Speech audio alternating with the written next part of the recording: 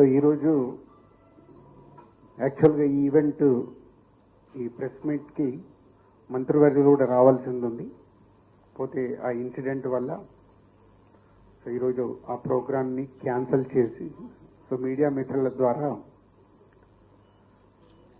So 14th రోజు జరగబోతున్న ఈ Telangana Gaddar film awards 14 years తర్వాత ఈ రాష్ట్రం ప్రభుత్వం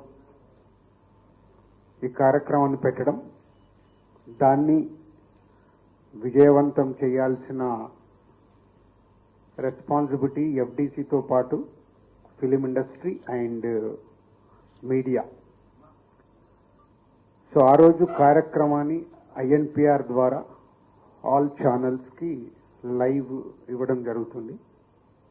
సో ఐఎన్పిఆర్ ద్వారా మీరు కమ్యూనికేట్ చేసుకొని ఆ ఈవెంట్ని వరల్డ్ వైడ్గా ఉండే తెలుగు ప్రేక్షకులు అలాగే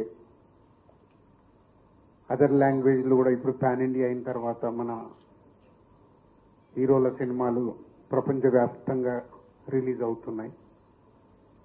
కాబట్టి ఈ ఈవెంట్ అందరికీ రీచ్ అయ్యేలాగా మీ వంతుగా లైవ్ ప్రోగ్రామ్ని కండక్ట్ చేయాలని ఎఫ్డీసీ ద్వారా కోరుచున్నాం. 6 o'clock ఈవెంట్ షార్ప్గా స్టార్ట్ అవుతుంది. 2014 నుంచి 2023 వరకు ఎవ్రీ ఇయర్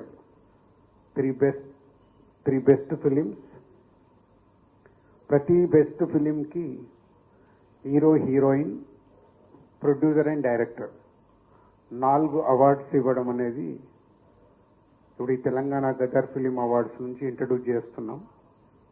సో అలాగే బెస్ట్ ఫిలింకి, సెకండ్ బెస్ట్ ఫిలింకి, థర్డ్ బెస్ట్ ఫిలింకి అందరికీ అవార్డ్స్ ఉన్నాయి, 4 అలా ఎవ్రీ ఇయర్ 3 ఫిలిమ్స్ టు 2023 వరకు ఎవ్రీ ఇయర్ ఉండే 3 ఫిలిమ్స్కి 4 అవార్డ్స్ ఇవ్వడం జరుగుతుంది. సో ఇది చాలామందికి కమ్యూనికేట్ కాలేదని అన్నారు. ఇది కూడా మీడియా మిత్రులు ఇది అందరికీ రీచ్ అయ్యేలాగా చేయాలని కోరుకుంటున్నాను. అలాగే 2024లో ఏవైతే అవార్డ్స్ అనౌన్స్ ఉన్నాయో అవన్నీ అందరికీ ఇన్విటేషన్స్ కూడా ఈరోజు రీచ్ అయ్యాయి. సో తెలుగు చలనచిత్రలో ఉండే అందరికీ ఎఫ్డీసీ చైర్మన్గా నా విన్నపం, అందరూ పార్టిసిపేషన్ చేసి